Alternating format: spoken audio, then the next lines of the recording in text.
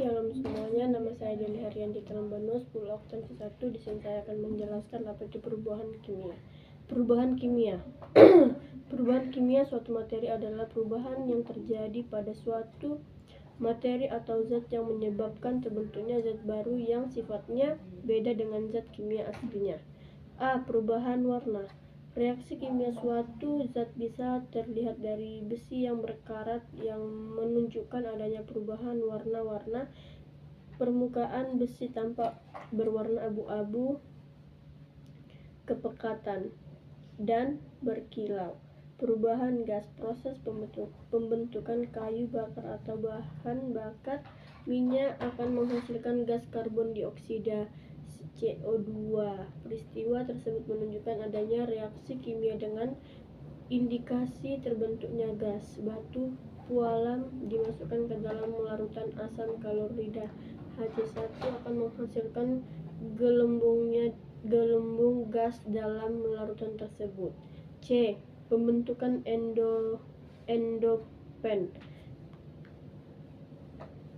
Kata tersebut merupakan endopen yang terbentuk kimia adanya reaksi kimia. Reaksi kimia yang terjadi antara air soda dengan perkakas logam menyebabkan pembentukan adanya endopen. Air soda merupakan air yang banyak mengandung kalsium sehingga wajar saja perubahan pada permukaan logam. Perubahan suhu. Reaksi kimia dapat terjadi karena suatu zat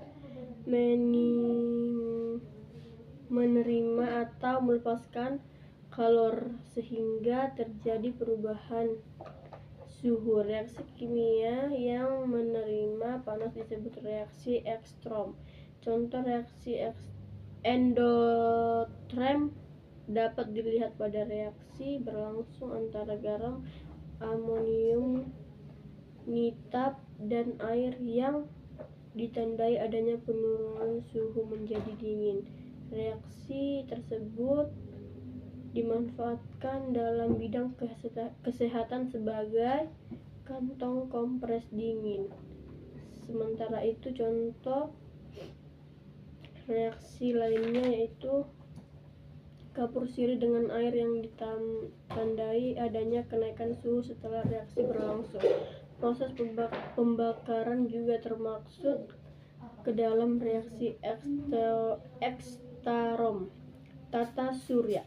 Tata surya merupakan sistem yang terjadi dari bintang, planet, meteor, dan benda-benda lainnya yang meliputinya.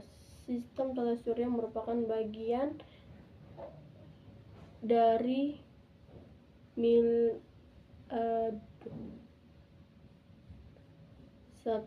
teori pembentukan tata surya.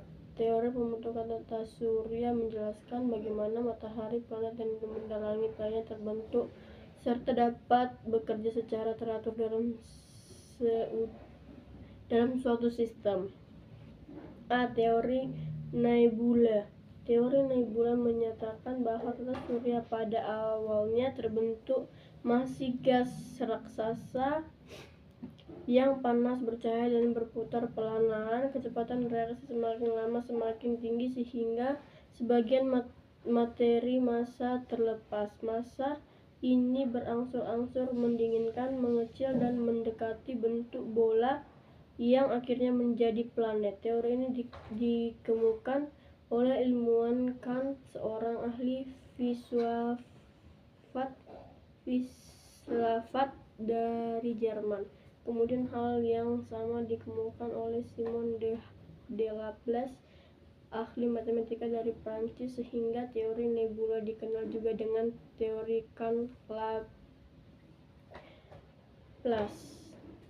B. Teori planetesimal. Teori planetesimal menyatakan bahwa adanya sebuah bintang yang melintasi ruang angkasa dengan cepat dan berpas-pasan dengan matahari dalam jarak yang cukup dekat. Daya tarik bintang ini sangat besar sehingga sebagian matahari tertarik ke arah bintang ketika bintang menjauh. Masa gas matahari yang tertarik oleh bintang terlempar dan berhamburan. Teori ini dikemukakan oleh Thomas Chamberlain, ahli geologi dari Amerika, dan Franz R. dari Mouton, ahli astronomi dari Amerika. Teori panas timal disebut juga dengan teori Mouton-Chamberlain. Teori pasang surut. Teori pasang surut menyatakan bahwa planet-planet terbentuk langsung dari gas ahli matahari yang terbentuk langsung oleh sebuah bintang yang melintas duduknya. Dari teori ini hampir sama dengan teori fantasimal. Ketika bintang mendekati matahari, teori ini dikemukakan oleh Sir Johannes dan Holt Levarius Immanuel dari Inggris. Teori bintang kembar. Teori bintang kembar dikemukakan oleh astronom Inggris R.A. Eaton pada tahun 1956. Menurut teori ini, tata surya awalnya terbentuk dari bintang raksasa, kemudian salah satu bintang itu meledak sehingga menghasilkan puing-puing dari debu. Teori awan debu. Teori awan debu ditemukan oleh Carl von Weizsäcker, ahli astronomi dari Jerman, dan disempurnakan oleh ahli astronomi Georg Kuiper. Teori awan debu menyatakan bahwa sistem menyusut dan menarik partikel-partikel debu sehingga terbentuk bola, kemudian semuanya memilih sehingga gumpalan bola itu berubah menjadi seperti piringan. Ahli geologi dari Amerika oleh Thomas Chamberlain, ahli geologi dari Amerika, dan Franz Mouton, ahli astronomi dan Amerika. Sistem tata surya. Sistem tata surya merupakan kemampuan benda langit yang terdiri dari materi dan semua objek serta benda-benda langit seperti meteor, asteroid, dan komet. Berikut penjelasan lebih lanjut. A. Matahari. Matahari merupakan bintang yang menjadi pusat dalam sistem tata surya. Aktivitas matahari dapat berpengaruh pada perubahan iklim karena memengaruhi radiasi matahari, jumlah energi matahari yang sampai ke bumi, medan magnetik sekitar bumi, dan jumlah permuatan yang dipancarkan matahari sehingga mengubah institut sampai ke bumi. Planet merupakan benda langit yang mengelilingi matahari dalam orbit ganis edur tertentu dan mempunyai massa yang cukup untuk memiliki gravitasinya sendiri. Setiap planet memiliki ukuran, massa, jenis, waktu yang berbeda-beda. Bumi merupakan satu-satunya planet yang dapat dihuni oleh makhluk hidup. Mari simak tabel mengenai data tersebut.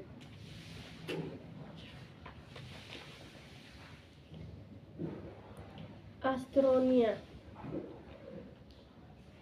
Asteroid merupakan benda yang tersusun dari kumpulan debu dan es yang terbentuk dari sisa-sisa pembentukan tata surya sehingga kerap disebut paling ruang angkasa.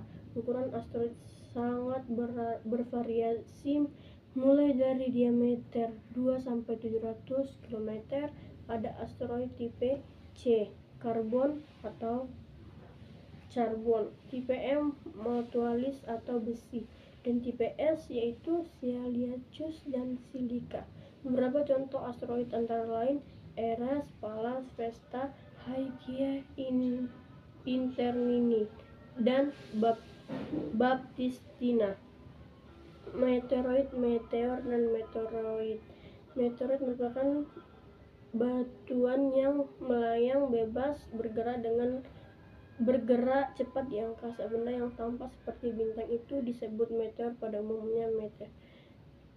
Komet merupakan benda langit yang bervolusi mengitari di lintasan langit. Ekor komet berbentuk koron, kristal-kristal es rapuh yang terlepas dari benda komet.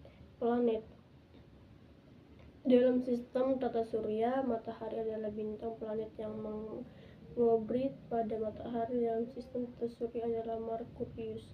Tiap planet memiliki orbit jarak terhadap matahari yang berbeda-beda. Tiap planet memiliki ukuran bentuk. Merkurius merupakan planet terkecil dalam tata surya.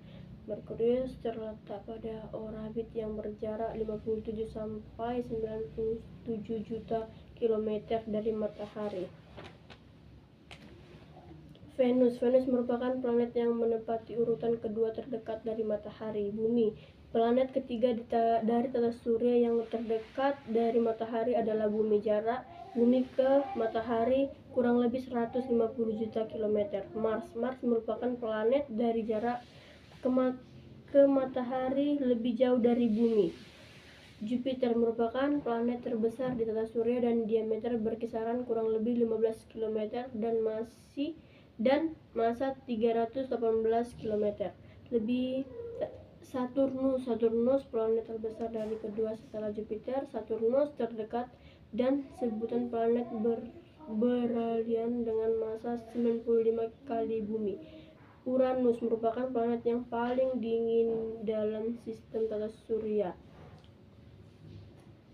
memiliki diameter 26 km. Neptunus merupakan planet dengan atmosfer yang penuh dan angin badai. Sekian penjelasan materi pada malam hari ini. Saya Dede Haryan, kita Lembanua. Shalom.